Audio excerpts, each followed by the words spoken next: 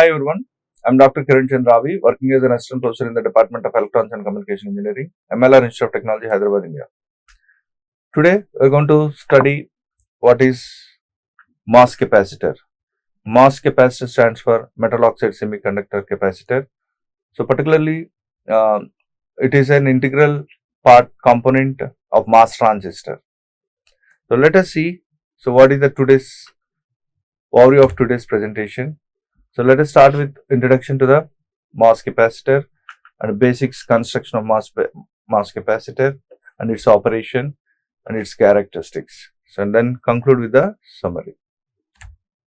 So coming to the constant introduction part, MOS transistor stands for metal oxide semiconductor. So a MOS capacitor comprises a semiconductor. Let us say body. So complete body of the MOS capacitor consists of a semiconductor body or substrate, and also an insulator film. So you can say this one, semiconductor body or substrate. So substrate means it can be used as a insulator, dielectric material. So then insulator film such as SiO2 and a metal electrode called gate. So actually in olden days, so let us say 1970, before 1970, a metal element is used in the case of to have a terminal gate terminal, right? So after that, so we have used aluminum type. So we can say here after 1970, heavily doped polycrystalline silicon has been the standard gate material. So previously, before 1970, so as far as this gate terminal to form the gate terminal, so metal is used, for example aluminum, hence the name metal oxide semiconductor. So after that, silicon, the polycrystalline silicon has been replaced with that metal, even though the name has been continued same metal oxide semiconductor. See here, comes to the oxide film. So oxide film can be as thin as 1.5 nanometers. 1 nanometer equals to 10 angstrom. So very thin. So very limited portion of the total MOS capacitor. The size of a few oxide molecules. So very light portion will be the minimum portion of the total MOS capacitor. So therefore, because of its ability to withstand high temperatures without reacting with SiO2. So why this polycrystalline silicon has been replaced with metal means because it has it can have high temperature resistance. So it can withstand high temperatures also. So robustness. So that's why so sometimes if temperature increases, it changes its states. So the properties of the particular material can change with temperature. In such case, there may be a chance of chemical reaction with the other components. So therefore, because of that reason, but polycrystalline silicon has been standard gate material because of its ability to withstand high temperature without reacting the silicon dioxide layer. So therefore, in place of metals, we can use polycrystalline silicon. So it is used in integrated circuits, MOS transistor. This is the actual basic advantage or application of MOS capacitor. So it is not used individually, MOS capacitor. So it is the integral part of the MOS transistor. So in MOS transistor, particularly to store charges in ICs, integrated circuits. The capacitance of MOS capacitor varies with voltage applied to its gate terminal, with body typically grounded during this application. So this is the basic idea of MOS capacitor. So the basic principle is the MOS capacitance. Capacitance of MOS capacitor varies with the voltage applied to its gate terminal. So that is the basic principle. Okay. So we can control the voltage capacitance. So capacitance is proportional to the applied voltage across the gate. So coming to the construction of MOS capacitor, you can observe here. So this is it consists, MOS capacitor consists 3 different layers. Metal, so metal means just now polycrystalline silicon we have to use, and then oxide layer, then you have a semiconductor material. So make semiconductor may be P type or N type.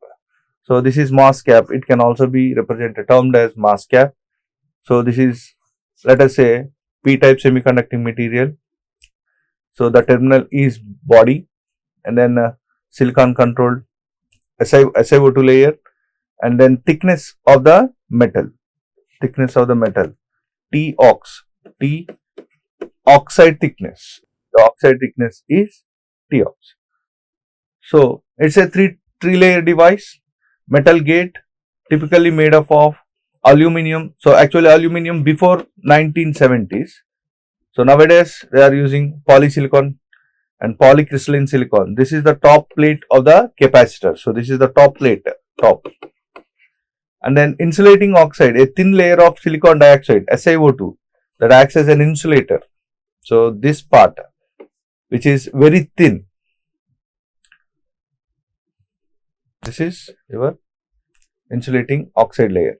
Next, semiconductor substrate layer, that is usually silicon, which can be either P type or N type. So top layer consists of polycrystalline silicon, and oxide layer is SiO2 layer, silicon dioxide, and semiconductor is also again silicon. So all the 3 are components of silicon. And in laboratory, particularly these type of MOS capacitors are used. MOS capacitor, discrete type MOS capacitors. So let us see the energy band diagram of MOS capacitor. So here you can observe QSI, Q phi Si. So this is the work function energy of silicon. So because there are 3 different layers, right? So polycrystalline silicon, and then so you have SiO2 layer, and then you have P type or N type silicon semiconductor material we have to use, right? So that means all these are different materials. So all these have different energy functions. So we can imagine that the work function are different, and then the energy band diagram also looks like different. So here you can observe this is gate. First part is gate, and second part is metal oxide, and so this is metal. First one is metal. Metal means polycrystalline silicon, and second one is oxide layer, and third one is semiconductor. So here we have considered P substrate, and this is body, and this is gate. And here at this point we can say x equals to 0. So as x increases towards the x axis, right side, so that they changes the energy band diagram. So here this is first vacuum energy band diagram. So this is Fermi level. So this is first one, we have a metal, no? So this part is metal, and then we have oxide layer, SiO2 layer, and then final one is semiconductor layer. So in this layer we know the energy band diagram between in case of metals, so they overlap, conduction band and valency band, they mixed overlap together. So in such case we can say, so this is d phi silicon, the energy work function, and then phi m is the work function energy of metal, and then q phi SiO2, that is work function of energy work function energy of silicon dioxide, SiO2 layer. So 3 different layers, 3 different work function energy, and then final q phi f is the, so here Fermi level, so it represents Fermi level. Q phi f means Fermi level energy function. So it is given by EFI minus EFP, and then so we KT ln P by Ni. So intrinsic electrons, so P, and then holes and electrons are there. So KT ln Na by acceptor concentration by intrinsic concentration. So that is given by here.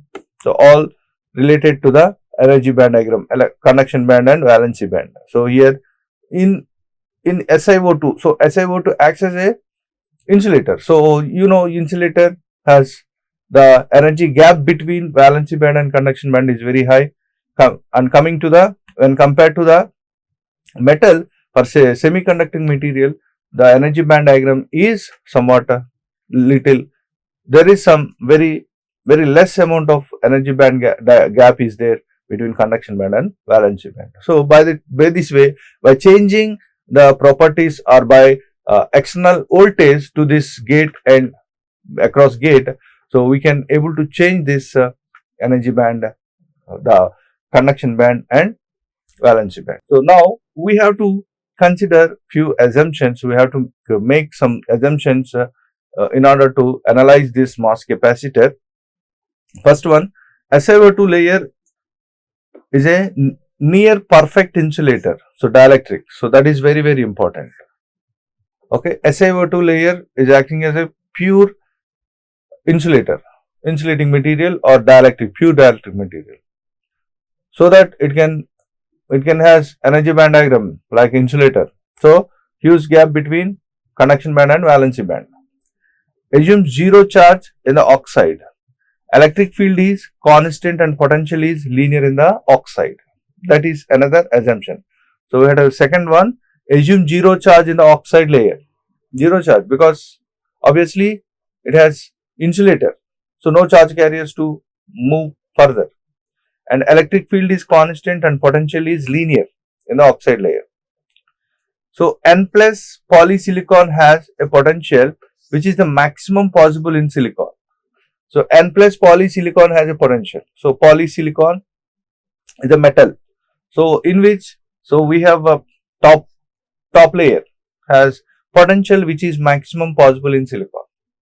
Next, zero work function difference between metal and semiconductor. This is another important assumption, is that so we have to assume that there is a zero work function between metal and semiconductor material. So this is metal and this is semiconductor material. So in this between, so different work functions, different materials.